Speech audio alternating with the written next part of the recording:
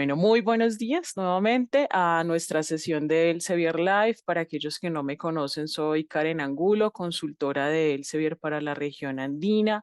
Hoy tengo el gusto de presentar a nuestra invitada especial del día de hoy, la doctora Sandra Milena Converse. Ella es la segunda vez que nos acompaña en este programa. El año pasado también para esta época nos ha acompañado dictando o realizando una charla acerca de revisiones sistemáticas. Muchos de ustedes nos dijeron queremos segunda parte, entonces aquí le damos bienvenida a la doctora Sandra, muy especial aquí para nosotros desde Elsevier. Hemos compartido varias experiencias dentro de su profesión, dentro de su experiencia, entonces ha sido muy interesante esta colaboración. Me permito leer su perfil. La doctora Sandra Converse Páez es médica y cirujana. Actualmente se desempeña en el Departamento de Pediatría de la Escuela de Medicina en la Universidad Industrial de Santander como docente de cátedra y líder del semillero de investigación en pediatría PAIDOS. Cuenta con diplomados en epidemiología clínica, gestión de la donación de órganos y tejidos, publicación de la ciencia, lectura, escritura y oralidad en la educación superior y cursos en metodología de la investigación, estadística e inteligencia artificial en salud. Pertenece al grupo de investigación Innotec de la Escuela de Estudios Industriales y Empresariales y al grupo de investigación PAIDOS del Departamento de Pediatría, ambos de la Universidad Industrial de Santander, donde apoya sus seminarios de investigación en el área de integridad científica, metodología de la investigación, resolución de problemas complejos, revisión de la literatura, gestores bibliográficos, entre otros. Su trabajo de grado se basa en la gestión del conocimiento en la investigación biomédica translacional. Bienvenida, profesora, doctora, yo te digo profe, pero pues bueno, doctora Sandra, un gusto, te dejo Muchas con gracias, nuestros Karen. asistentes del día de hoy. Muchas gracias. Bienvenidos todos. De verdad que es un honor volver a este espacio. Yo creo que este espacio nos ha ayudado a todos a conocer un poquito más, no solamente aprender ciertas técnicas y habilidades, sino también tener un espacio en el cual nos conocemos a través de las fronteras. Yo creo que algo, pues la pandemia tiene dos caras y algo que nos trajo la pandemia fue ese acercamiento a través de estos medios de TIC y yo creo que no se deben eh, dejar de lado, sino por el contrario seguirlos cultivando. Voy a compartir mi pantalla. ¿Me confirman, por favor, si la ven? Un segundo, por favor. Ah, ok. Ya no.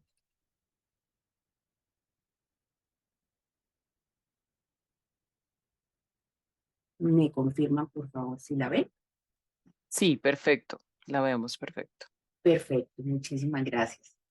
Bueno, entonces, hoy quiero traer unas estrategias que pueden ayudar a que desde el punto donde estoy, es decir, si apenas estoy empezando mi camino de investigación o ya llevo muchos años investigando, yo pueda mejorar este tipo de productos, porque las revisiones de literatura no solamente sirven para publicar, muchas veces se convierten en insumos. Entonces, para la investigación.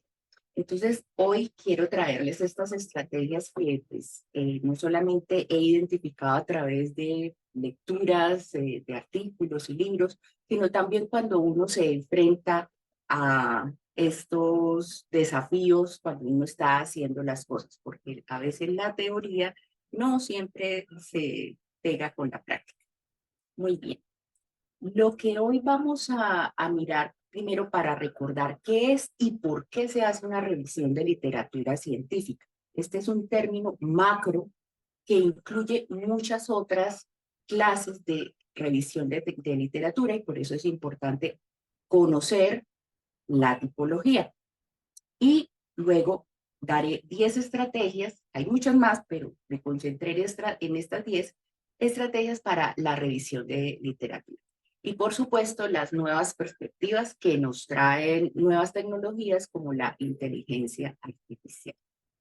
Entonces, para recordar qué es una revisión de literatura, una revisión de literatura es un recuento crítico, es decir, hay cierto nivel de análisis que puede ser poco, puede ser más complejo, de lo que han publicado investigadores acreditados sobre el tema. En el Tesauro Mesh se describe su significado como los materiales publicados que proporcionan un examen de la literatura reciente o actualizada y se tipifican o clasifican según el grado de alcance de su análisis.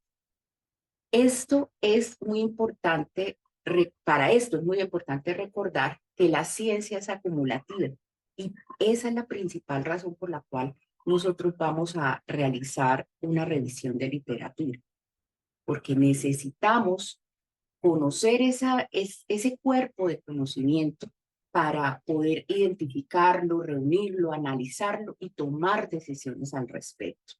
También esta revisión nos puede ayudar a identificar o crear nuevas perspectivas, identificar metodologías que me pueden servir, por ejemplo, para un trabajo de investigación, un trabajo de grado, sintetizar conocimientos actuales para poder revisar y tomar decisiones. Y en el ámbito clínico me voy a concentrar en ciencias de la salud, pero en muchas disciplinas han adoptado estas metodologías que existen desde la revisión de literatura hacia sus disciplinas y por eso se han beneficiado y muchas de las publicaciones que empiezan a generar cambios parten muchas veces de estas revisiones.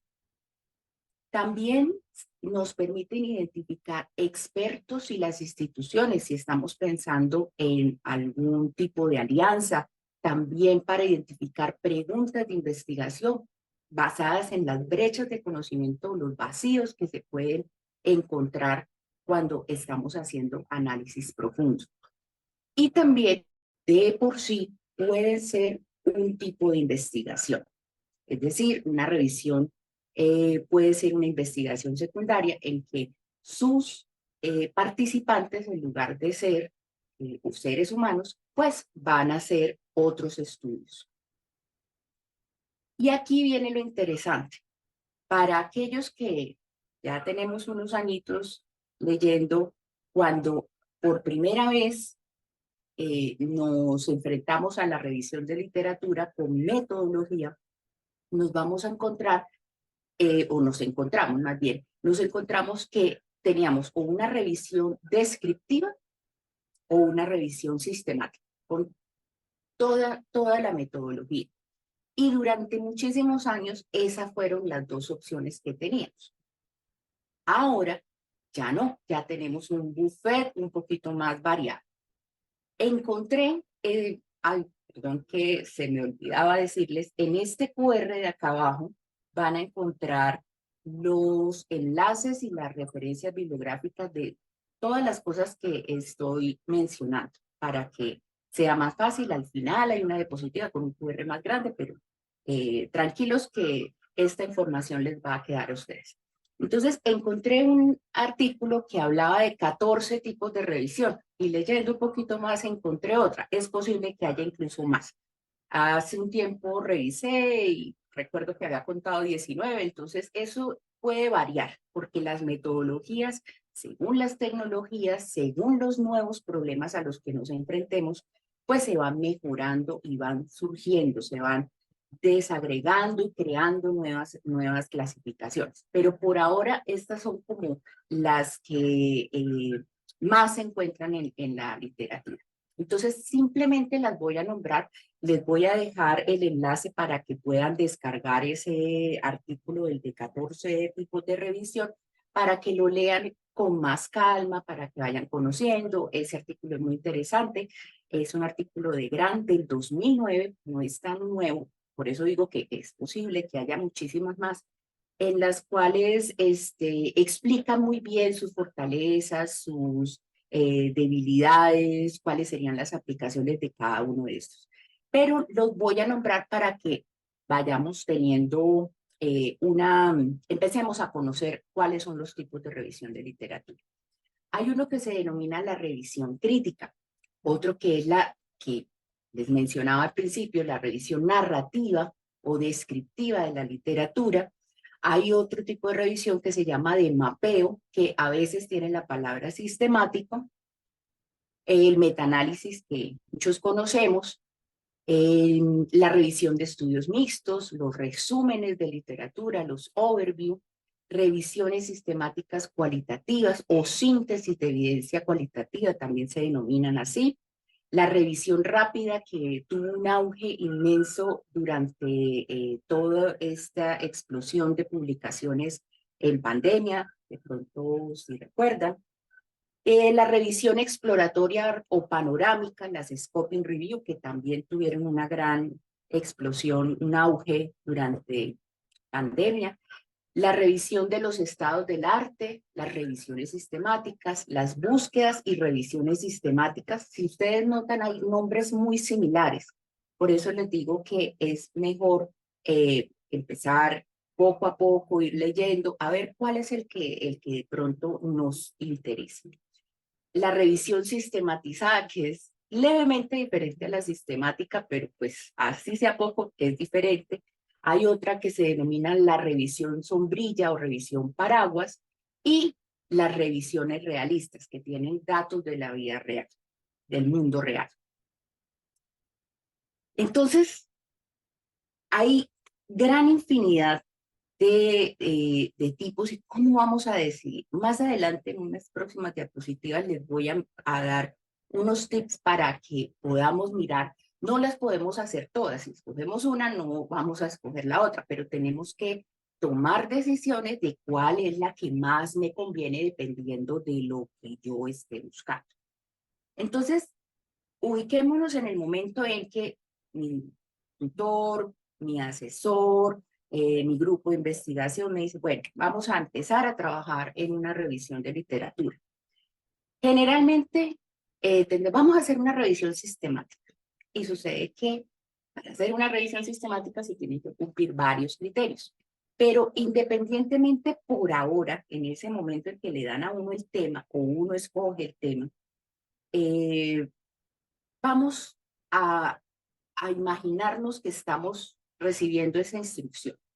Lo primero que he visto y yo misma lo he hecho, el primer error que comete uno es que uno empieza a descargar PDFs como si no hubiera un mañana sobre el tema.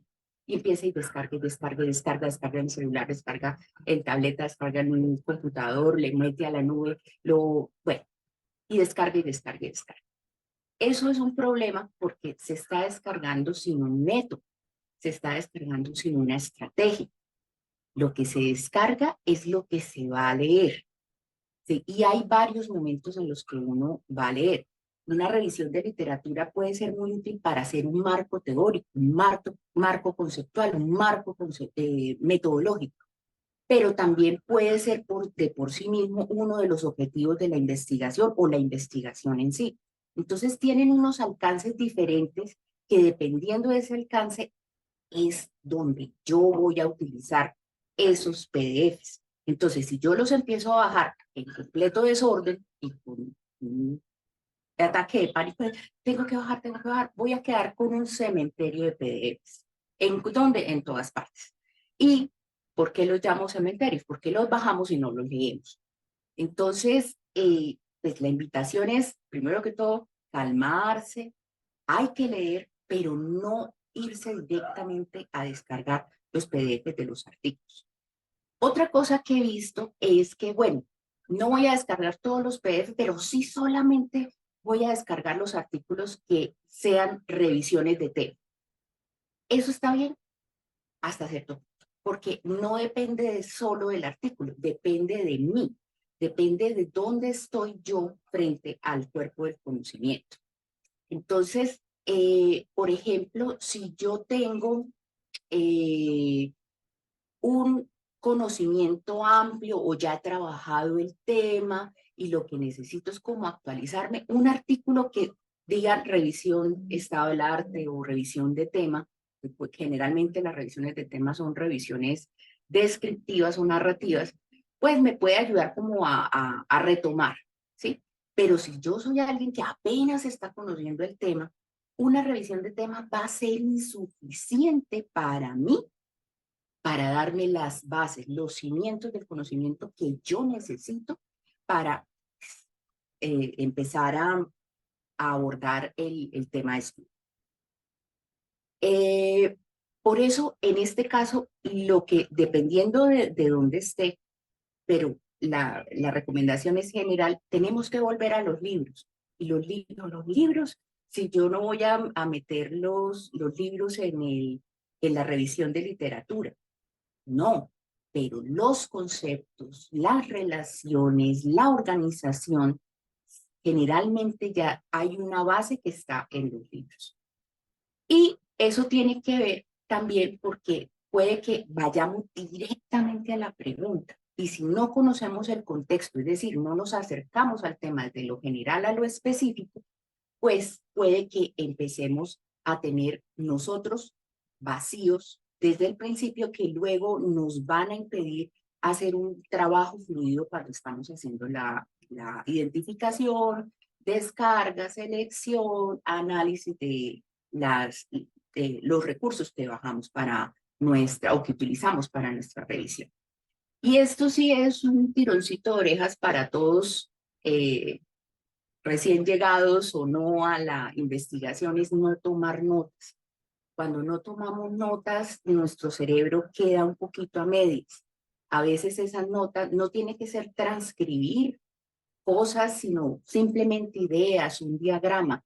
Esto va a fomentar que cuando incluso no estemos trabajando durante, haciendo análisis directos sobre los artículos, nuestro cerebro va a seguir trabajando y va a ir organizando de forma que cuando volvamos a nuestras actividades propias de la revisión de literatura, vamos a encontrar soluciones a problemas que ya detectamos o que no detectamos, sino que se nos presentan después.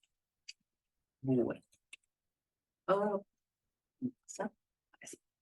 entonces, antes de iniciar, cuando elegimos ese tema o el área de investigación, tenemos que identificar estos textos clave y también tenemos que identificar aquellos artículos fundacionales.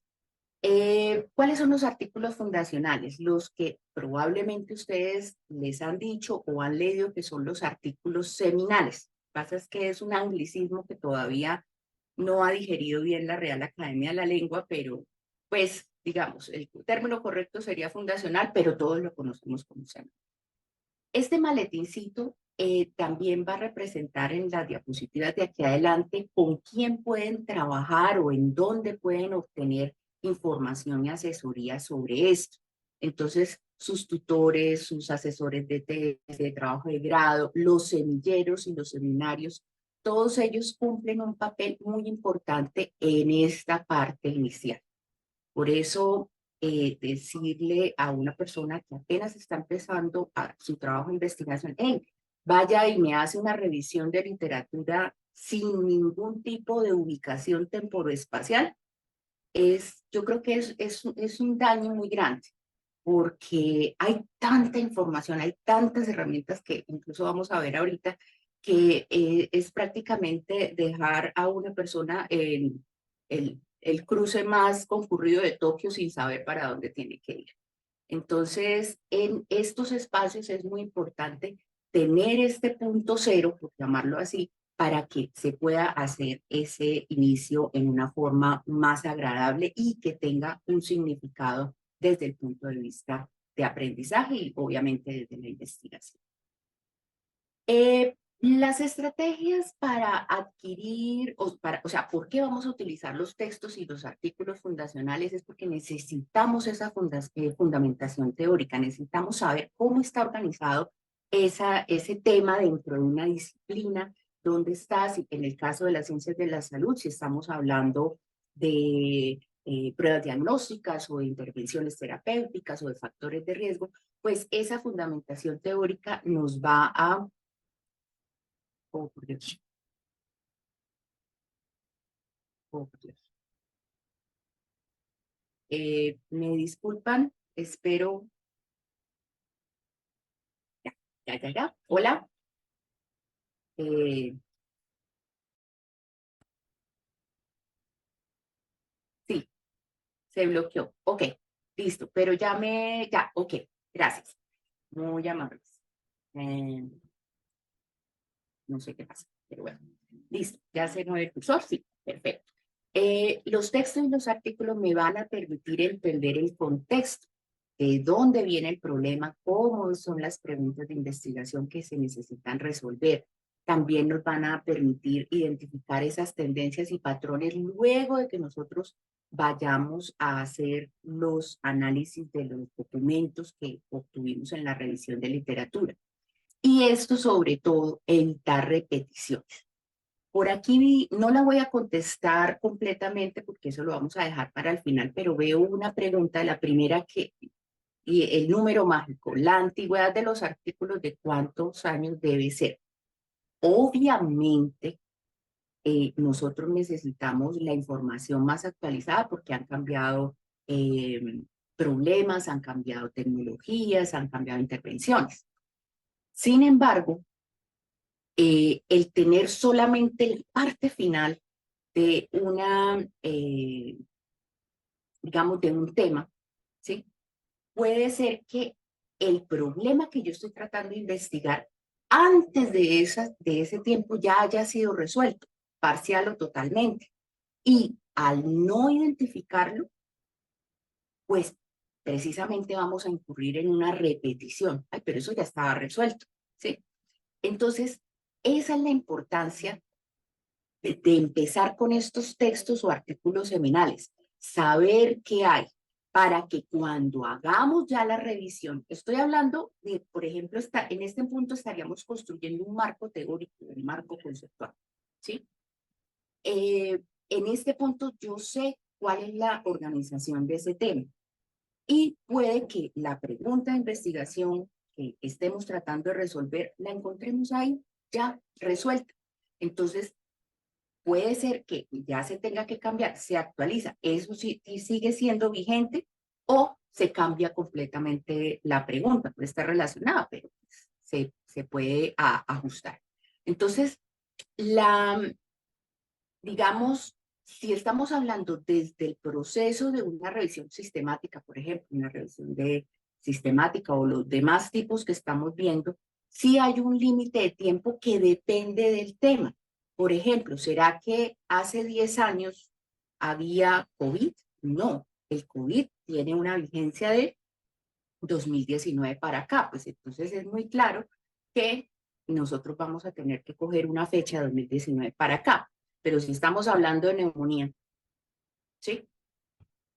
Neumonía general, bacteriana, viral, fúngica, lo que sea, pues entonces el espectro de tiempo se nos va a ir más y no solamente voy a tener que acotar por tiempo, sino por otros factores. Entonces, lo inicial para poder decidir el tiempo, ¿sí? Yo tengo que haber hecho una fundamentación para evitar esas repeticiones con los textos y los artículos fundacionales. Y obviamente también los textos y los artículos me van a permitir empezar a esbozar cuáles son las metodologías, no solamente de los artículos que voy a revisar, sino incluso de la misma revisión de literatura. ¿Esto con quién lo vamos a organizar? Con nuestros asesores de trabajos de grado, docentes tutores, semilleros y en los seminarios de investigación. Entonces, depende del tema, los artículos, temas tan grandes, tan largos en la historia, pues preferiblemente 5 años, pero depende también de la pregunta. Por eso es importante crear esta comunicación. Ahora sí, empezaremos con las estrategias para la revisión de literatura que nos ayude a subirle un poquito la calidad. Primero que todo, apóyate en los recursos de tu biblioteca. ¿Por qué? Porque la biblioteca es donde está reunido el conocimiento. Y no solamente estoy hablando de las bibliotecas virtuales, estoy hablando de la biblioteca como institución. Generalmente los bibliotecólogos y los que están en el área de salud han recibido formación como referencistas en salud. Estas cosas que yo estoy mencionando las van a conocer, cómo hacer una pregunta, cómo la sintaxis para cómo se escribe, la ecuación de búsqueda en una base de datos y en la otra. Entonces, ese apoyo hace uno un equipo con el referencista de la biblioteca que nos va a ayudar no solamente pues a que nosotros aprendamos, sino que nuestro trabajo fluya mucho más. La he visto generalmente en esta herramienta que se llaman las LibGuides, las guías de las bibliotecas, en bibliotecas extranjeras, pero ya en Colombia ya las estoy viendo más, las he visto en la Javeriana, en los Andes, y si me falta alguna, me disculpo, porque no las he revisado todas, pero pues por alguna cosa he resultado ya, mira, tiene lead guides. Las lead guides son esas guías que son como unos listados de recursos rápidos, de conceptos, que tienen videos, que tienen PDFs, que tienen eh, materiales como tipo manual, en las cuales los investigadores y los estudiantes, obviamente, pues también les sirve para las tareas, pero me parece que son muy valiosas para los investigadores para poder conocer rápidamente todas estas metodologías. Y obviamente identificar las fuentes a las que nosotros tenemos acceso en la biblioteca. Y de pronto me preguntan, pero yo no tengo biblioteca porque yo estoy en un centro de salud. Es cierto.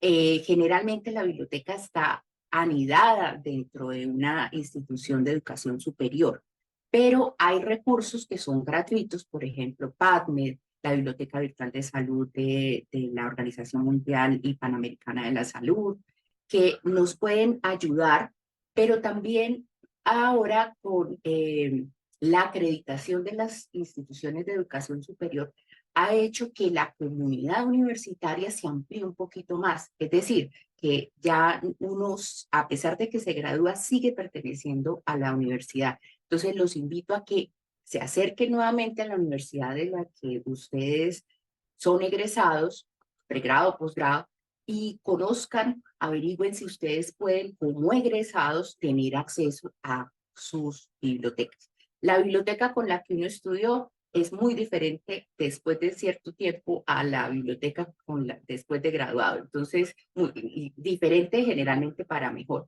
Entonces, los invito a que hagan ese acercamiento. Y obviamente las bibliotecas pues tienen capacitaciones, manuales, videos y también relaciones con los proveedores, por ejemplo, el Sevier y otros proveedores que también nos facilitan espacios como estos. La segunda estrategia sería identificar el tipo de revisión de literatura que quiero realizar. Uy, pero es que usted me dijo 15 tipos. Eso es un montón, yo no los conozco todos. Calma, no se preocupe. Primero hay que conocer la tipología, pero generalmente caen como en 5 o 6 clasificaciones de las más utilizadas. Entonces, es muy importante dependiendo del tipo de revisión, ¿para qué estoy haciendo la revisión? ¿Estoy haciendo un marco teórico de mi trabajo de investigación o estoy haciendo una revisión de literatura como trabajo de investigación? ¿O es la revisión para presentar un caso clínico? Hay infinidad de necesidades con respecto a qué revisión, digamos, diversos escenarios en los cuales yo voy a necesitar una revisión. Entonces, hay que sentarse y hablar con el equipo, ya sea mi asesor o mis colegas investigadores, para saber, bueno, ¿para qué necesitamos esta revisión? Y una vez se decida, pues teniendo en cuenta, por eso los invito a que conozcan la tipología, teniendo en cuenta la tipología, se toma la decisión. Importante definir la audiencia. ¿Es para que me lean un trabajo de grado o es para una publicación o es para una ponencia o es para la presentación de un caso clínico o es para el seminario de investigación? Todos esos seminarios se pueden beneficiar de una adecuada revisión de literatura. En algunos programas académicos, por ejemplo, dicen, no aceptamos revisiones de literatura como trabajo de grado, ¿sí? Porque se está pensando, o es una revisión que no tiene metodología como la revisión descriptiva o narrativa, o es una revisión muy larga que se va más allá del alcance del programa académico. Entonces, por eso ya no están esos extremos, sino que tenemos, hay una gran variedad entre esos extremos y por eso es importante que conozcan cuáles sí y cuáles no y en qué momento el programa académico acepta ciertos tipos de revisión de literatura. Generalmente esa información la tiene el asesor de trabajo de grado. Y obviamente se trabaja eso en los seminarios y semilleros. Muy bien. Entonces, en el QR hay unos recursos que son unas herramientas de decisión de la universidad. No me acuerdo si era la de Houston o la de Toronto. Bueno, creo que la de Houston. No estoy segura. Que es una herramienta así de diagrama de flujo para tomar decisiones. Y también hay una infografía para tomar decisiones sobre cuál es el tipo de revisión de literatura. Entonces, lo primero que hay es que tenemos que, si quiere, depende de lo que nosotros queramos hacer. ¿Queremos recopilar toda la evidencia en un tema de investigación en particular? Si no, si es simplemente, digo simplemente porque no es tan fácil, pero simplemente hacer una organización de conceptos ya descriptiva, pues estamos hablando de una revisión narrativa de literatura y ahí paramos.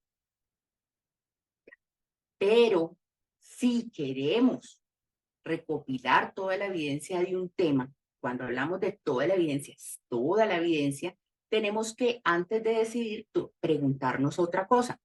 ¿Cuántas personas trabajan en esta investigación? Entonces, son solo yo y obviamente mi asesor, pero pues, si toda la carga tiene que ver conmigo, probablemente no vaya a poder hacer porque las metodologías a medida que se complejizan, pues van a ser un poco más dispendiosas. Entonces ya no se necesita una persona, sino que se necesitan dos o más. Incluso algunas personas dicen que una revisión sistemática, si no tiene mínimo 3 personas, no es revisión sistemática. ¿Por qué? Por la cantidad de trabajo que tiene. Entonces, si quiero recopilar toda la evidencia, luego me pregunto, ¿cuántas personas trabajan? Si no trabajan dos, o sea, solo uno, lo que les acabo de decir, las revisiones complejas necesitan equipos más grandes. Pero si tengo mínimo dos, y ojalá un poquito más, pues la siguiente pregunta es, ¿cuánto tiempo tengo para desarrollar esa revisión de literatura? Tengo de 1 año a 1 año y medio para completar la revisión. Si la respuesta es que no, entonces yo voy a hacer una revisión rápida. Es decir, tengo un equipo y luego les paso el enlace. Me disculpan un segundito. Creo que va a quedar en el canal de YouTube. Voy a dejar el enlace para que quede más fácil. Ya te lo mando, Karen, si me acuerdas al video, por favor. Entonces, si ya tengo el equipo y no tengo el tiempo, o sea, tengo menos de 12 meses, entonces vamos a tener que hacer una revisión rápida. Pero si tengo de 1 año, un poquito más, pues entonces vamos a hacer otra pregunta. Si yo lo que quiero hacer es una exploración de todo el cuerpo de conocimiento sobre ese tema. Si eso es lo que se quiere hacer, pues vamos a realizar una revisión exploratoria o panorámica, una scoping review. Si yo no quiero hacer esa exploración, ¿para qué sirve esa exploración? Me detengo ahí.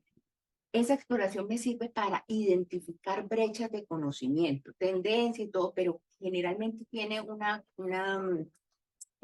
gran particularidad que sirve para identificar esas brechas, dónde se necesita investigar porque hay un problema no resuelto.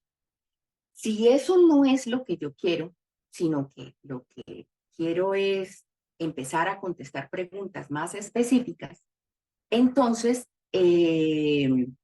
voy a tener que iniciar revisando revisiones. Entonces, si quiero revisar revisiones, ¿sí? Que son revisiones de revisiones, son las denominadas revisiones paraguas o sombrillas, las umbrella review. Pero si no, si yo lo que quiero ir a los estudios primarios, ¿sí? Que me contesten mi pregunta de investigación, entonces el objetivo sería identificar, recopilar, analizar, evaluar estudios que respondan esa pregunta.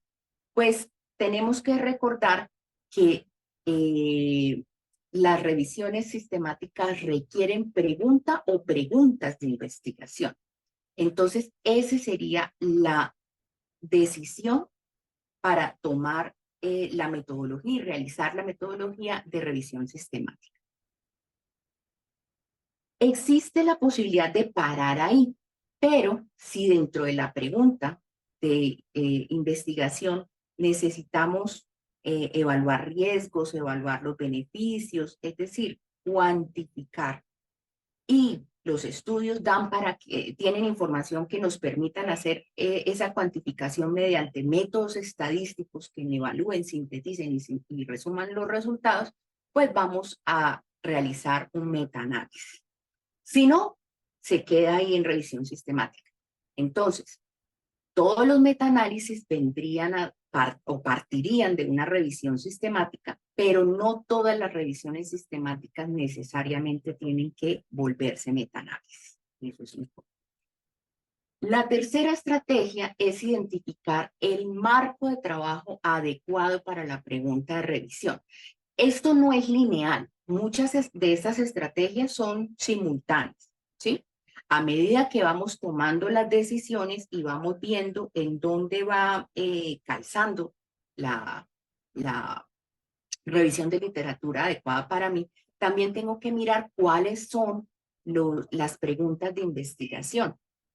Las preguntas de investigación de una revisión de literatura narrativa serían qué, cómo, cuándo, quién, cómo, por qué, para qué, ¿sí? Las preguntas normales, las preguntas coloquiales, por llamarlo de alguna manera, pero a medida que aumenta la complejidad y dependiendo del tipo de investigación, que puede ser cuantitativa, cualitativa o mixta, se van a utilizar marcos de trabajo como el que ya conocemos ampliamente, que es el que más utilizamos, que es el PICO o PICOT, pero hay otros marcos de trabajo en los cuales, por ejemplo, si se necesita para investigación de políticas, investigación de datos de la vida real, investigación de la implementación, etcétera, pues en el lado cuantitativo cualitativo. Entonces, conocer la tipología y empezar a conocer estos marcos de trabajo desde la investigación formativa en semilleros o seminarios. Aquí simplemente una foto de que hay muchísimos acrónimos. La parte de habla inglesa les encartan los acrónimos, pero son muy útiles para que vean. Y llegamos a la cuarta estrategia. Así como hay un tipo de revisión de literatura, también dependiendo de ese tipo de revisión de literatura, existe la manera de hacer el reporte de la revisión. El reporte puede ser tan sencillo como un informe, por ejemplo, si es una revisión de literatura institucional, que no necesariamente va a ser publicada, puede ser un informe, debe seguir los pasos establecidos por ciertas organizaciones que trabajan en eso. O si van a ser publicados en revistas, pues con mayor razón. ¿Por qué? Porque los editores de las revistas exigen que las investigaciones vayan en ciertos formatos. Hay algunas revistas que no reciben las revisiones de literatura a menos que las hayan comisionado. Es decir, hey, doctor Pepito, usted es experto en esto, necesitamos que nos haga esta investigación. Pero hay otras que sí son más amigables con las revisiones de literatura y con los investigadores que me van a exigir ciertas maneras de presentar la información. Entonces, hay unas organizaciones en ciencias de la salud conocidas, por ejemplo, como Prisma, que tienen una guía en la cual se debe reportar la revisión sistemática. Hay otra extensión que se llama la Prisma Protocolo, que es cómo se debe presentar un protocolo de revisión de literatura, cualquiera que sea. Hay otras que es para cómo se debe presentar una Scoping Review, cómo se debe presentar una Rapid Review. Joanna Briggs es otro instituto diferente a Prisma, pero que comparten información y pues son partners en esta cuestión. Y obviamente si tenemos aquí personas fuera del ámbito de las disciplinas del área de la salud, dependiendo de su disciplina, van a tener unos marcos de trabajo específicos para revisión de literatura. Generalmente se toman, como dicen, se toma lo mejor de esto y se aplica. Entonces, por ejemplo, las revisiones de literatura en ingeniería industrial siguen un marco de trabajo que estableció un investigador que se apellida Tranfield. Entonces, la forma como uno reporta en ingeniería industrial es como este señor dijo, en ingeniería de sistemas, etcétera. Entonces, eso es una cosa que como investigadores debemos averiguar cómo lo vamos a reportar. Bueno, entonces, aquí es un mensaje, por favor, para que nos actualicemos, porque a pesar de que esto ya salió en el 2020 con todo lo traumático que fue y todo, pero el diagrama de flujo de Prisma ya se actualizó. Tiene cosas muy buenas que antes era muy difícil cuadrar, ya ahorita lo arreglaron. Nos permite no solamente tener documentos provenientes de los artículos científicos, sino también de otras fuentes. Entonces tiene cosas muy interesantes y es importante que ustedes lo empiecen a utilizar desde ya, porque estamos coches con eso. Muy bien, la quinta estrategia es crear un borrador visual de la revisión. Ayuda muchísimo. A veces puede ser eh, mi experiencia, pero puede que sea compartida con otras personas. A veces empezar a pasar el pergamino del Word, la página y la página y la página para empezar a ubicar cierta información, para mí es frustrante. Entonces, a mí me gusta hacer un dibujito, ya sea en una hoja de papel, una libreta, un blog, lo que sea, en la pared de mi casa, no importa, pero, o en medio digital, no importa, pero ese borrador visual me va a ayudar a organizar la información y me va a ayudar a que mi cerebro empiece a procesar. Este borrador también es muy útil cuando uno está presentando avances, sobre todo con los asesores de trabajos de grado, pero también sirve como una excelente actividad para desarrollar investigación formativa en semilleros o seminarios. Y como les digo, puede ser tan sencillo como una hoja de papel. La sexta estrategia es iniciar la propuesta del protocolo. Muchas veces se hacen actividades que tienen que ver con la metodología de revisión de literatura, ya sea desde la narrativa hasta el metaanálisis, no importa, y nunca se escribió el protocolo, sino que directamente se saltó de los materiales sin procesar a ponerlos en un artículo final. ¿Qué pasa? Algunas revistas exigen que se haya publicado el protocolo antes. ¿Para qué? Para que haya una comparación entre lo que se dijo que se iba a hacer en el protocolo y lo que se hizo. Y dependiendo de qué tan cercano o qué tan alejado y por qué razón, porque a veces la vida real se atraviesa y pues uno tiene que hacer cambios, pero lo debe justificar, pues justa causa. Pues dependiendo de eso, le publican o no a uno, ¿sí? Entonces, por favor, conozcamos esta guía de reporte que es el Prisma P, que es el protocolo, para que el Prisma P es para todos. Entonces, uno dependiendo de la metodología va adaptando qué le pongo, qué le quito, qué no utilizo. Eh, Cosas básicas, los criterios de elegibilidad. También el protocolo me va a ayudar a organizar el cronograma de actividades y desde ya empiezo a organizar las tablas donde voy a presentar resultados, las matrices de búsqueda, los resultados, porque estos son anexos que van a tener que ir no solamente para presentar el trabajo, sea el que sea, sino que también esa información se puede seguir alimentando. Entonces, nuevamente, trabajarlo con los asesores y en investigación formativa. Este es la estructura básica del prisma P, ¿sí? Si ustedes se dan cuenta, acá hay una información administrativa, la introducción y los métodos, es decir, ¿qué vamos a hacer? Aquí no hay resultado, ni discusión, ni conclusiones, porque eso no se ha hecho, ¿cierto? Y acá quiero llamar la atención a que la información administrativa está relacionada con una cosa que se llama identificación.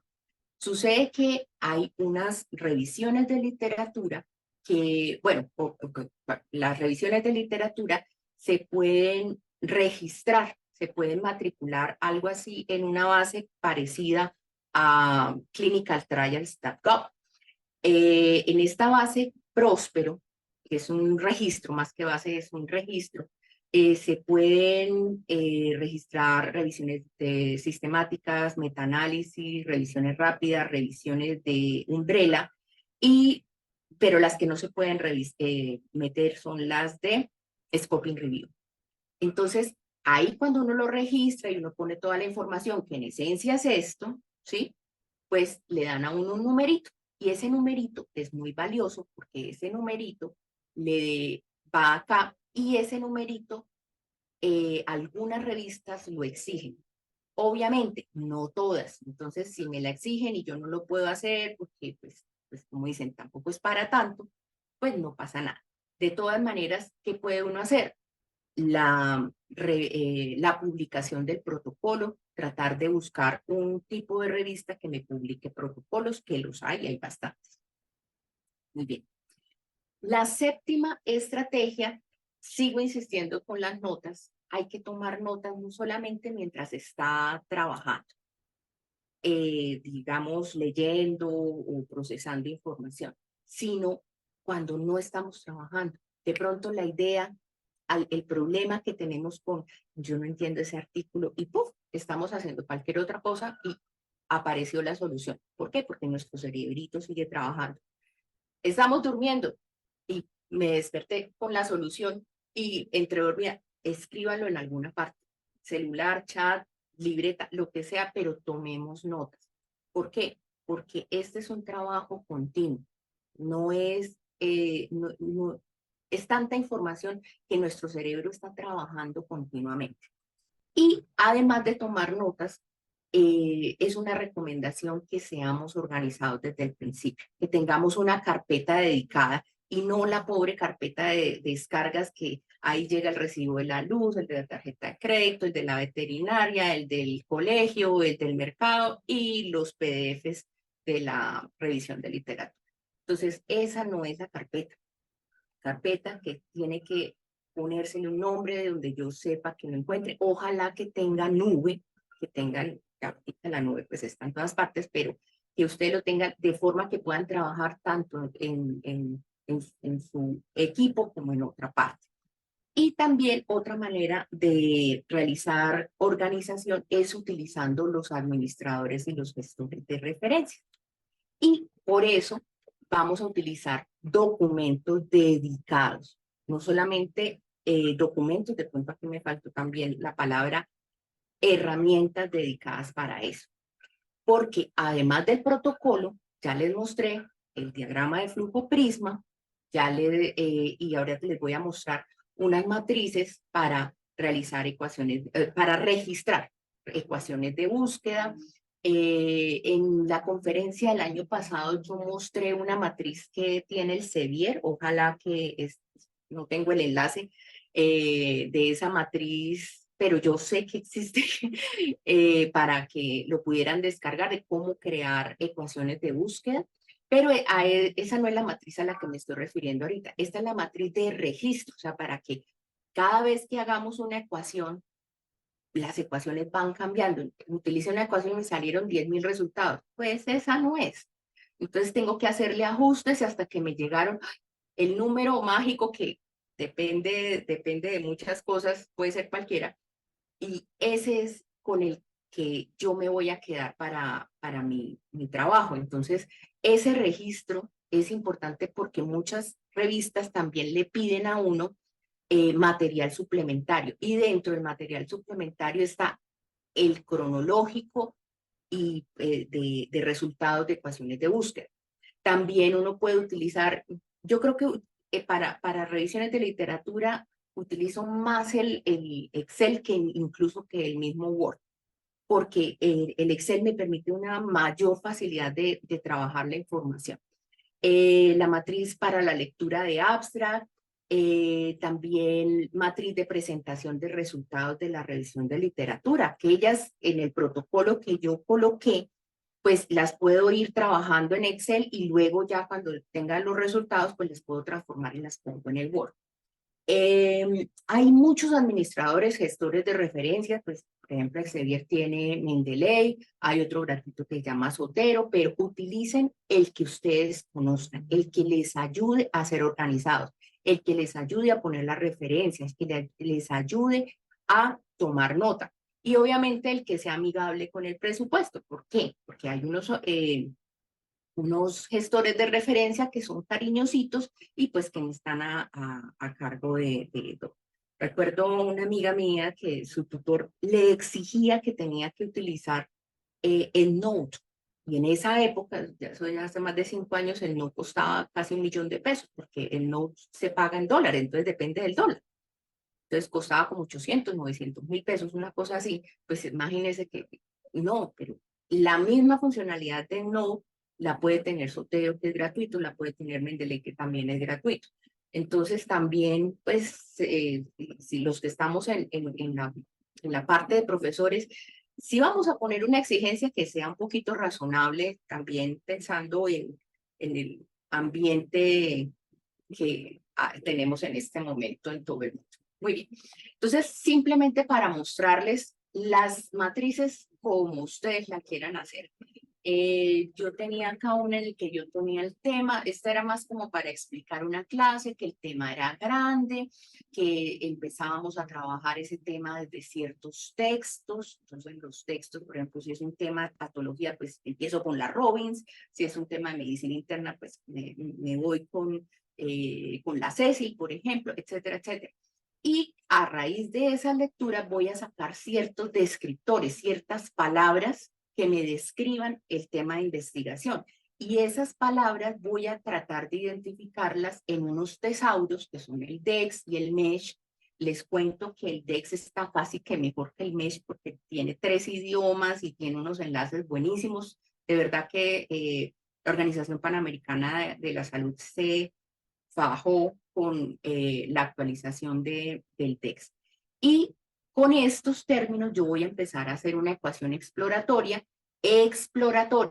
¿sí? A ver qué encuentro. Y empiezo a buscar los resultados. Ya esto más madurito, ya lo puedo poner en una matriz en la cual tengo unas fechas para organizarlo cronológicamente. Cada ecuación va a tener un número. Le voy a poner comentarios. Esta es la primera, pero solamente la información de los 5 últimos años y en qué base la utilizamos. Entonces acá en PubMed o en otra base de datos, porque cada base de datos tiene, como dice, un segmento del cuerpo de conocimiento. Entonces, esos resultados pueden ser diferentes. Y acá, por ejemplo, esta la utilicé, ya la he mejorado, pero era la que tenía en la mano, para las referencias que provienen de Bolanier. Entonces, como ustedes quieran, no hay una fórmula secreta para hacer eso. Cómo mi cerebro va a ir organizando esta información. Como les decía, los gestores de referencia, en este caso Mendeley, el Excel. O sea, si estamos empezando y tenemos pocos recursos o tenemos muchos años y seguimos sin pocos y seguimos sin recursos, no pasa nada porque el Excel y el Word nos va a ayudar muchísimo con esto. Muy bien. En algunas ocasiones nosotros necesitamos profundizar en la información que obtenemos de cuando estamos procesando los artículos, no solamente cuando ya los descargamos, sino cuando los estamos leyendo.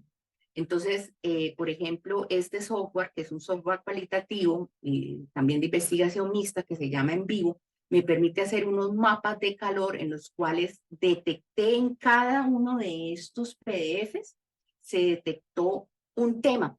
Entonces, en ese PDF hay el tema de análisis y acá está el tema de canales de conocimiento, otros de codificación, etcétera. Este, por ejemplo, tenía 49 referencias a codificación. Entonces, si estamos, esto es una imagen de análisis de literatura de programación, si no estoy mal, o algo transmedia, no recuerdo.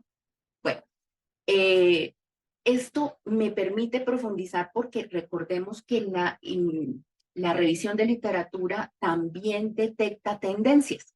Entonces, esto puede ser muy interesante para trabajar. Y algo que pues ya existe desde hace muchísimos años, pero gracias a las nuevas tecnologías, sobre todo de Machine Learning y también de inteligencia artificial, y que cada vez más estamos hablando de ciencia abierta, es decir, cosas que no cuesten, a pesar de que pues tienen una gran producción. Tenemos unas aplicaciones, unos software, aplicaciones para los de Millennial para acá y software de Millennial para atrás, que nos ayudan a realizar análisis bibliométricos. Entonces, simplemente para mencionarlo, este es un software específico para revisiones de literatura, buenísimo, tiene una parte freemium, es decir, hasta 3 revisiones son gratuitas, de ahí para adelante tocaría pagar, pero exceptuando, digamos, investigadores de gran trayectoria, pues hacer 3 revisiones al tiempo es un poquito difícil. Para hacer análisis bibliométrico. Bueno, pero ¿qué es bibliometría? Bibliometría es la aplicación de la matemática y la estadística a las publicaciones. Ustedes han escuchado los rankings, entonces que cada universidad saca que el ranking de los autores más citados, que el ranking de instituciones de educación superior que más investigan en ciencias de la salud. Esos rankings salen de acá, cogen toda la información y les aplican técnicas de bibliometría para realizar estos análisis. Entonces, herramientas gratuitas son el VozViver, el Bibliometrics, pues tienen su curvita de aprendizaje, pero son bastante amigables. Hay más, pero digamos, estos son los más amigables y sobre todo que, pues, en el caso mío he contado con la fortuna de tener un compañero del grupo de investigación Inotec que es un experto a nivel nacional e internacional en bibliometría. Es el doctor Efren Romero Riaño. Si estás por aquí, hola. Para que cada vez más se está profundizando más el análisis de las revisiones de literatura. Y estas herramientas de bibliometría son indispensables para realizarlo. Esto no sale con un Excel, no sale con un Excel, se necesitan estos software. Y obviamente, como tienen curva de aprendizaje, hay que hacer tutoriales y capacitaciones. En el QR, en el PDF que tengo ahí está el canal de varios, pero de varios youtubers, pero también coloqué el de Efren porque me parece que son tutoriales cortos, pero sustanciosos y que enseñan bastante.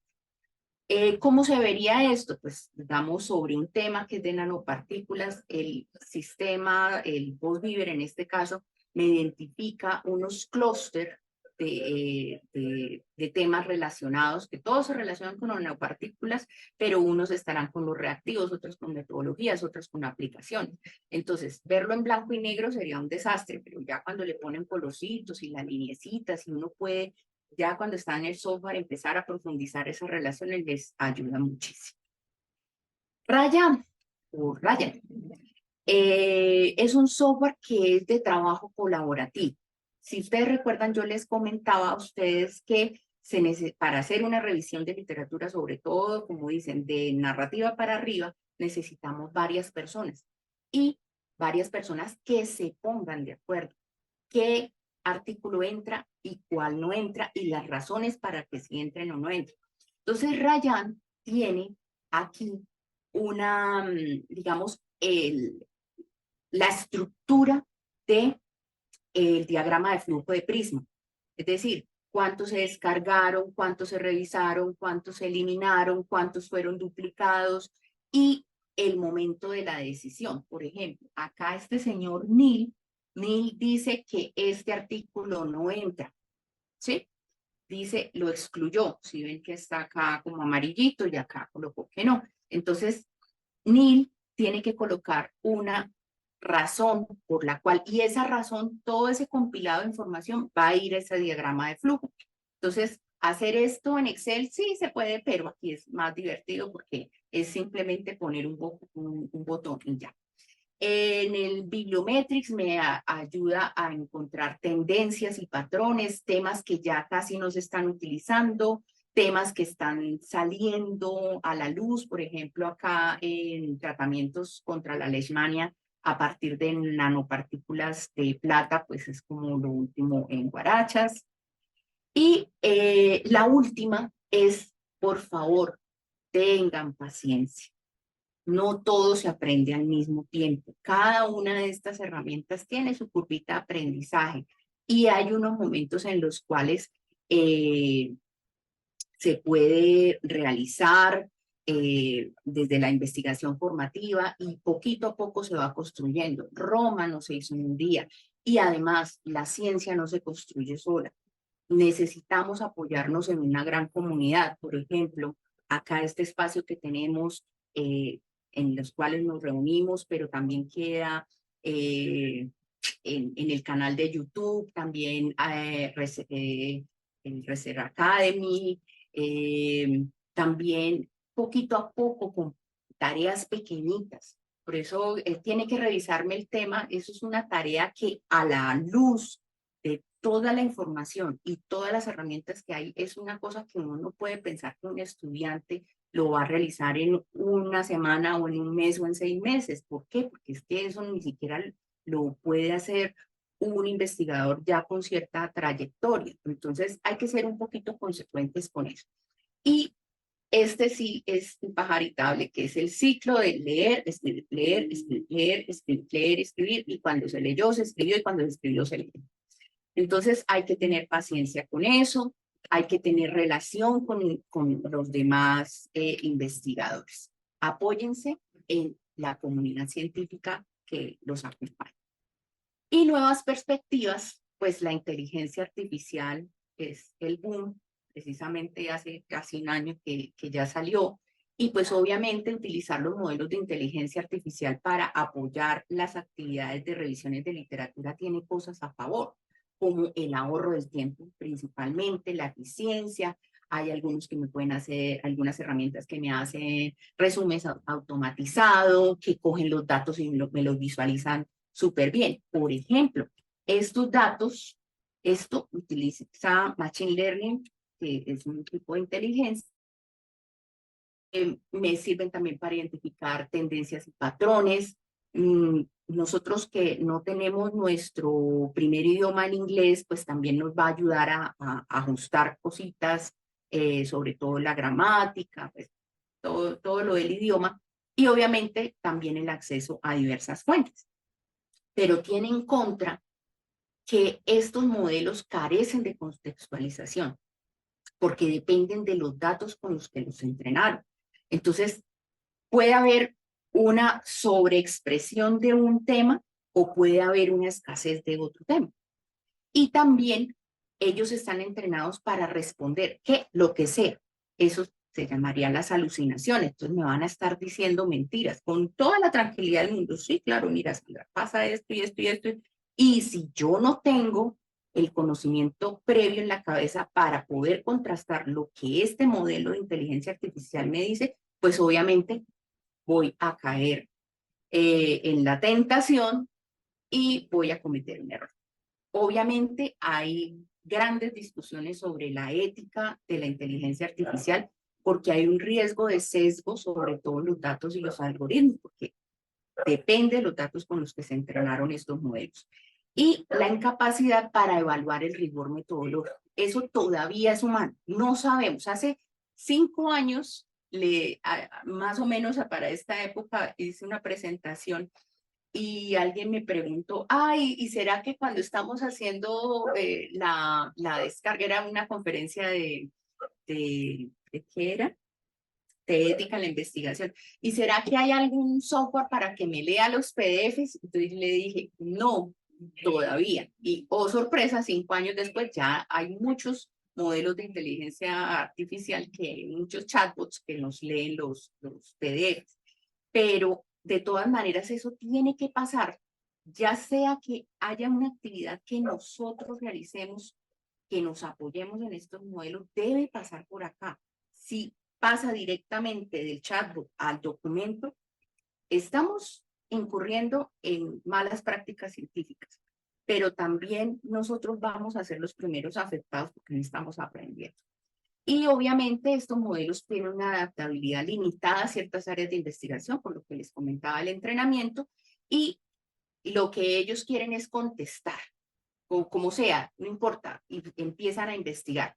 Con el tiempo, cuando uno empieza a hacerle muchas preguntas sobre un tema, se empiezan como a agotar. Yo no sé si es que se cansan o qué, pero siempre terminan empezando, como dicen, súper bien y después con la misma respuesta, con la misma respuesta, como la misma respuesta. Yo los invito a que los conozcan. Decirles que no los use, eso es bobada, porque eso es como decirle, vaya, úselos, pero úselos con precaución. Hay algunos también, esto va a estar, ya ahorita les pongo el QR gigante, digamos los modelos generales, el más conocido obviamente ChatGPT, Perplexity me ha parecido interesante, tiene una interfase bonita y digamos, tiene la capacidad de brindar contexto limitado, pero contexto desde desde fuentes reales. ChatGPT se inventa las fuentes, pero Perplexity le alcanza, si uno quiere conocer sobre un tema, le busca el artículo, ¿sí? Básico, no le busca el último artículo, pero le sirve. Y todavía no lo he revisado, apenas voy en Perplexity, pero me lo han referenciado que es muy bueno, que es Claude 2. Dimensions, Excite, Elicit, Litmap también son unas herramientas que pues, las pueden empezar a conocer. También hay unos videos en el QR y obviamente hay muchísimas más. Estos para Grammarly, Killbot, para todo lo que tiene que ver con la escritura, sobre todo que en un idioma diferente al nuestro pues se necesita. Y pues las conclusiones finalmente es que la revisión de literatura es un ejercicio arduo, pero es muy gratificante, porque no solamente da un producto de investigación, una ponencia, un artículo, un seminario, no, me ayuda a aprender. No se hace en un día, requiere de un equipo de trabajo y, como se habrán dado cuenta, la planificación es clave para el éxito y se debe aprender haciendo, pero paso a paso. Antes, con respecto a la inteligencia artificial, antes de utilizarla se recomienda que conozcan la metodología de la revisión de literatura y obviamente también del tema de investigación para que puedan contrastar con lo que le está dando la herramienta de inteligencia artificial, porque dice mentiras y con toda la tranquilidad del mundo. Y obviamente, si se utiliza la inteligencia artificial, se debe declarar y la edición, es decir, la revisión, pulir los documentos, todo debe hacerla un humano y siempre verificar que se evite hacer el plagio. Veo que hay muchísimas preguntas, voy a tratar de contestarlas lo más posible. Bueno, entonces, por acá me preguntan, la diferencia en el estado del arte, el marco teórico y la revisión de literatura. Bueno, creo que lo que comentaba, el de revisión de literatura, hay muchísimas más cosas, ya di la definición y hay muchísima tipología, y dentro de esta puede estar enmarcada el estado del arte, es decir, ¿qué es el estado del arte? Es lo que se sabe, lo que es verídico de un tema. Ojo, en medicina, pues en ciencias de la salud, lo que hoy es fijo, mañana no, pero digamos en cierto momento el estado del arte es qué se sabe sobre dengue, qué se sabe sobre neumonía, qué se sabe sobre vacunas, ¿sí? Ese es el estado del arte. Por ejemplo, decir cuáles son los tipos de vacunas que hay. Entonces le cuentan a uno toda la historia y cuáles son los pros, los contras. Eso sería un estado del arte, ¿sí? Que a veces esos estados no los veo. Ah, ok, se ve. Estos estados del arte son larguitos, ¿sí? Y pues la otra manera. Ah, el marco teórico. Entonces hay diferentes marcos. Marcos es dónde está ubicado. Entonces el marco teórico, ¿cuál es la teoría? Puede ser muy similar al estado del arte, pero pues un poquito más pequeño, porque como les decía, el estado del arte de por sí es ya un documento en sí mismo. Hay otros marcos que es el marco conceptual, hay otros que son los marcos metodológicos. Entonces, generalmente estos marcos van incluidos dentro de los trabajos de investigación, ¿sí? Entonces uno ve marcos o desarrollo metodológico, marco teórico, marco conceptual, y ellos van a estar dentro de eso. ¿Cómo evitar la falsa creencia de que solo debemos citar fuentes de 5 años para atrás? Por lo que menciona este tema de revisarse, sí, porque se corre el riesgo de que la situación problema haya sido resuelta, sí, ese es un problema de que llega uno y hace una, pero esto ya se sabe, y ay, se desinfla, pero no, ¿cómo así? Y precisamente, ¿por qué? Porque no se, digamos, hacer una revisión de literatura es estar en la punta de la pirámide, pero lo que nosotros, cómo se revisa esto, cómo se puede solucionar, es que debajo de la pirámide debe haber una base. Entonces, lo primero que uno tiene que hacer cuando está aproximándose a un tema y pensando desde como docente es hacer seminarios del tema, ¿sí? No ponernos, digamos, mire, este es el artículo fundacional, el artículo seminal, léase esto. Eso fue de las primeras cosas que, recuerdo, me enseñó a investigar el doctor Luis Ángel Villar, y él lo primero puso un estado del arte. Listo, cuando lo procese, hablamos y nos sentamos a hablar de dengue. ¿Sí? Entonces, esa es la manera. El número mágico, 5, 3 años, pues, si estamos hablando nosotros de COVID, lo que les decía, pues yo no puedo hablar antes de 2019. Que, sí, existían coronavirus, pero si ustedes se dan cuenta, pues los coronavirus es una familia gigantesca, pero ya a esta magnitud ya es de 2019 para acá. Entonces, es dependiendo de las bases que tenga el grupo de investigación y sobre todo el investigador, que tenga desde el conocimiento sobre el tema, es que va a salir. Por ejemplo, una manera para descubrir es haciendo análisis de tendencias. Por eso la bibliometría es tan importante. Porque yo digo, ¿en qué momento empezó a surgir lo de nanopartículas? Por decir algo, nanopartículas de plata. Ah, eso salió en el 2011. Estoy inventando lo que yo de nanopartículas no sé. Salió en el 2011. Entonces mi revisión tiene que ir ahí. 2011. Más de 10 años, sí, pero tengo una justificación. En mi trabajo de grado, esa fue la estrategia que utilicé y tengo, como dice, o sea, gracias a esa búsqueda de la tendencia, y lo hice sencillito, Google Trends. Entonces, investigación translacional Google Trends.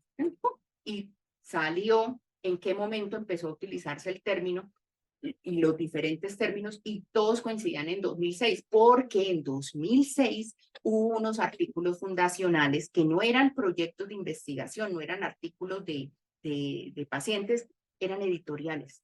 Y con esas editoriales se hicieron los llamados a hacer investigación de este tipo translacional y definían la investigación translacional. Y a partir de eso, los investigadores acogieron ese llamado y empezaron a escribir sobre eso.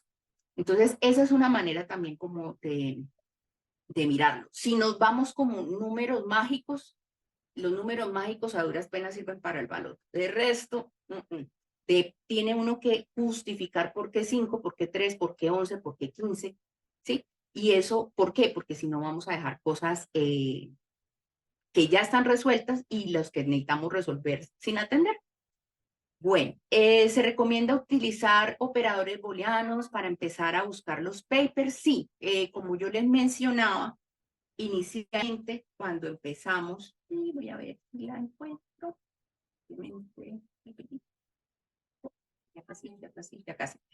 esta partecita, que eso lo hice para una clase, fue hacer una ecuación exploratoria.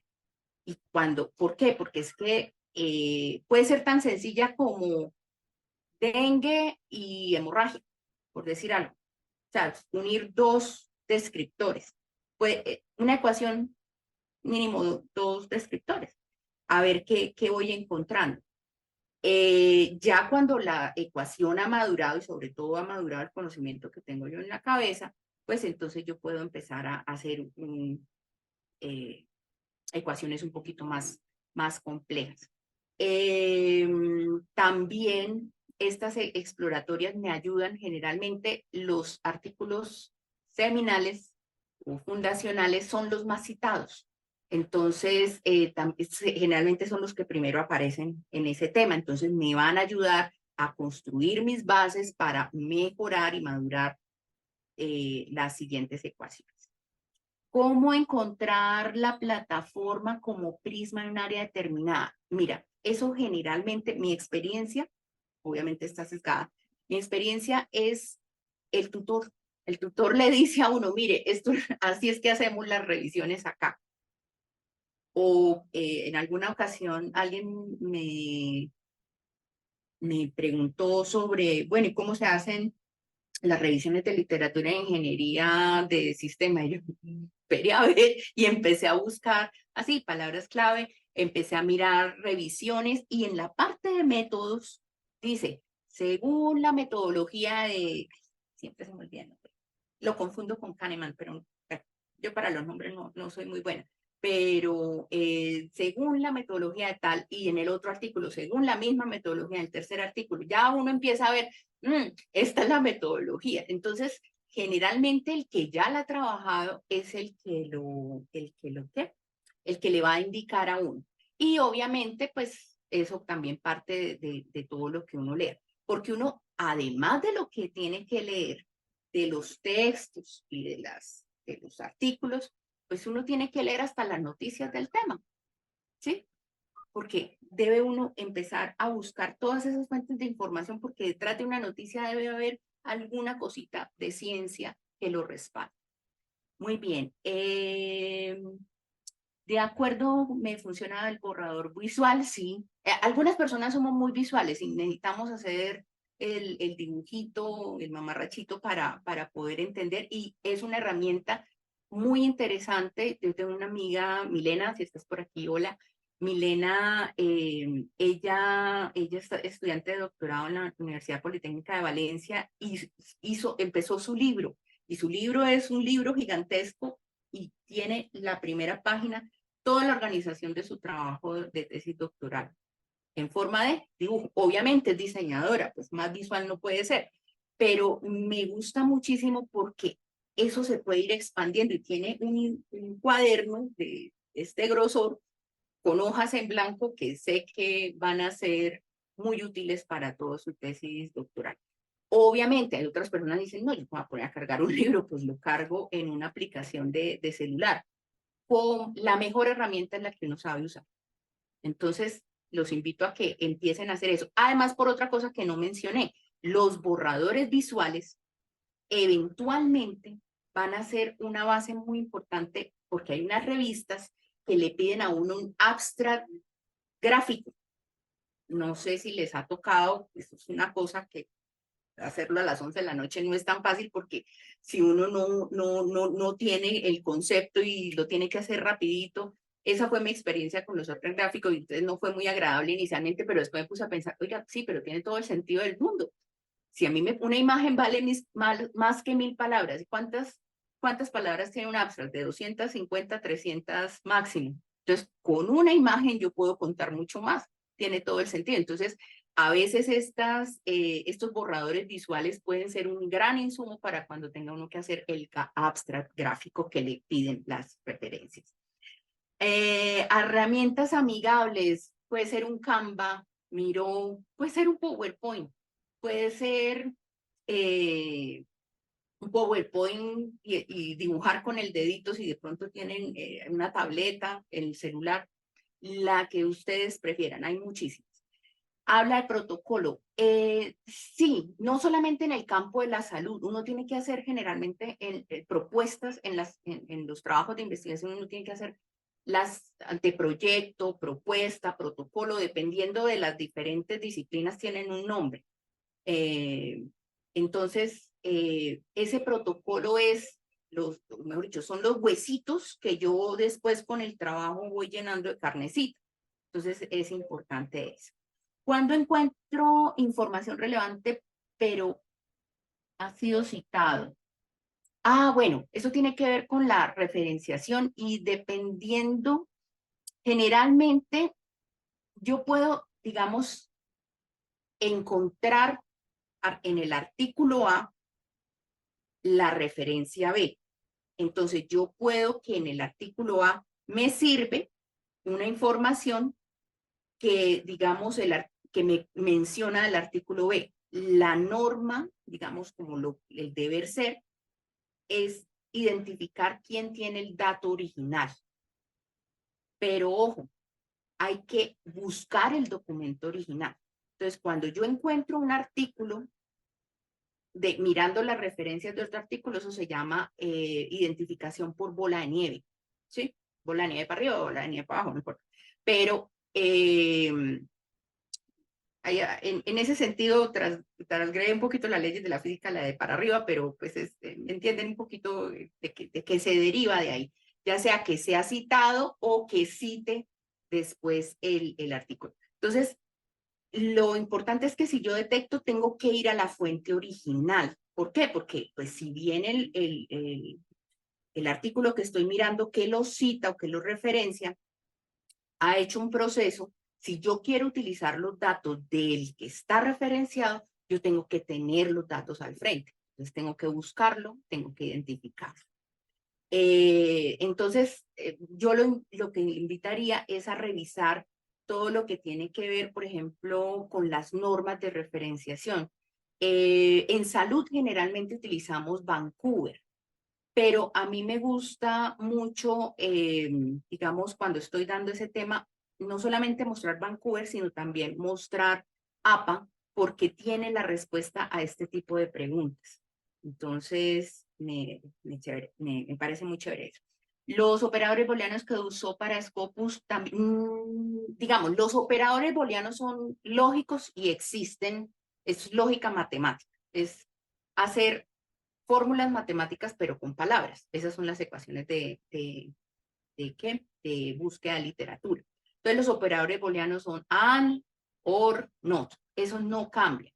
Lo que cambia es la forma como se escribe, ¿cómo se llama esto? Los comodines, los símbolos que se utiliza, sí cambian entre fuente y fuente. Entonces, la manera como se escribe en PubMed no siempre tienen los mismos corchetes, por ejemplo, acá para PubMed me sirve tener esto en corchetes que es mesh, pero si yo la voy a utilizar en Scopus o lo voy a utilizar en otra Web of Science, por ejemplo, puede que me lo interprete como la palabra mesh, o sea, malla.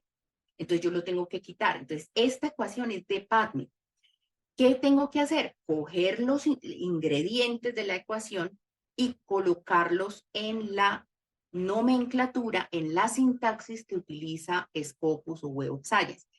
Estas que son como las más conocidas. Ellas tienen unas herramientas en las cuales son como unos asistentes que le ayudan a uno a escribir las ecuaciones de búsqueda. Son muy interesantes porque le dicen, mire, si es para años, usted tiene que escribir esto. Si es para hacer un wildcard, un comodín, estos son los comodines y esto significa cada comodín. Entonces depende de eso. ¡Wow! Uy, Diana, saludos desde Taiwán.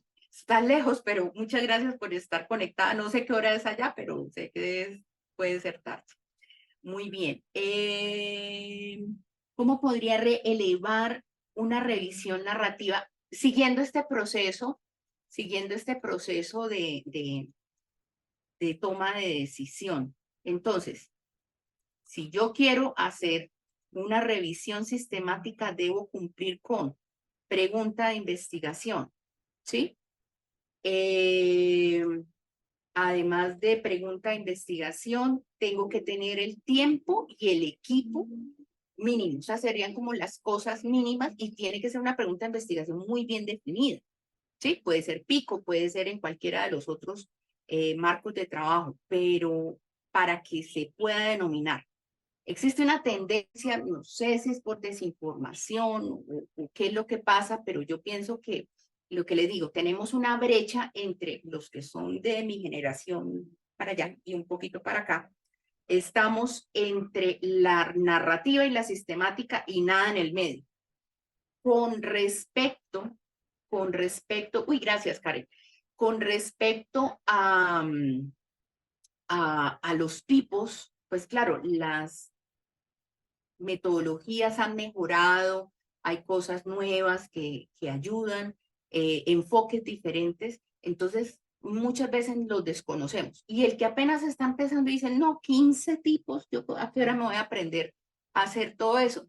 Como les digo, utilizando estas herramientas de decisión puede ser muy interesante para que empiece uno a elevar, como dices eso, a elevar un poquito el tipo de eso. Pero lo principal es que debe contestar una pregunta de investigación. Eso es lo principal. Debe tener un equipo. La recomendación es que tenga mínimo 3 personas porque esas 3 personas se tienen que poner de acuerdo. Entonces, si hay una diferencia, el uno dice que este artículo entra y el otro que no, ¿quién va a tomar, quién va a ser el árbitro? Entonces, pues con un número impar, pues se ayuda a que no hayan esto.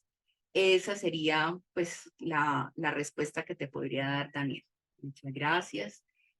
Por acá no sé si en el chat había algo. No, creo que no. Creo que todos hicimos acá. Entonces, yo voy a pasar nuevamente la del final para el QR y a través de Karen.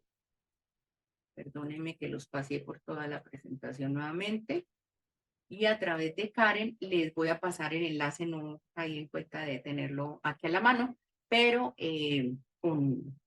lo pueden encontrar. Es una lista, van a encontrar que es bastante extensa. Traté de, como dicen, todo lo que tenía yo a la mano, ponérselos como una pequeña caja, un maletincito, por eso le coloqué ese icono, una pequeña cajita de herramientas para empezar a aprender. Les puede servir, por ejemplo, si quieren, si algunos tienen semillero o seminarios de investigación, hay algunos elementos que les pueden ayudar. Hay algunos avanzados, hay algunos iniciales. Empiecen por donde estén. El primer paso es lo más importante. Muchísimas gracias por su atención, porque sé que ya me pasé, como siempre, pero ha sido muy interesante traerles esto. Sí, muchísimas gracias, doctora Sandra. Gracias por Como los ves, corazoncitos. sí, las reacciones, los mensajes, un gusto tenerte nuevamente. Todos los días se aprende con estos invitados especiales y con nuestros expertos también en Elsevier. Em, este mismo enlace, este mismo QR lo van a encontrar mañana desde Researcher Academy, desde la página. Vamos a incluir la presentación de la profesora Sandra, vamos a incluir este enlace que ya nos compartió, un archivo muy organizado con todos sus enlaces usados para la sesión. La grabación la van a encontrar el día de mañana. Y pues un gusto tenerte nuevamente. Muchas gracias por separar este Gracias a tiempo usted. en tu agenda, que entiendo también tienes pues como varios de nuestros asistentes docentes, cosas personales, además de todo, pero agradecemos mucho el espacio y la aceptación a participar en nuestro seminario. También para aquellas personas que nos acompañan y ustedes tienen un tema interesante, a nosotras nos encanta que hablen con nosotros, que se acerquen, iniciar estas conversaciones, abrir estos espacios y un gusto, doctora Sandra, nuevamente por tenerte Karen, acá. Muchas aprendí gracias. un montón. Ay, Yo eso es lo también, aquí importante. ya. Entonces, pues buenísimo. Me encantan estas sesiones. Muchas gracias a ustedes y ojalá les sirva donde estén. Den el primer paso. No importa dónde estén, pero den el primer paso. Muchas gracias. Bueno, feliz tarde para todos, para aquellos que no se pudieron conectar ahorita o perdieron de pronto una parte de la sesión de la mañana. Vamos a repetirla en la tarde. Esta será un poco diferente, pero nada, los esperamos. Muchas gracias. Hasta Chao, profe. luego. Un Feliz gusto. día o noche para todos. Adiós.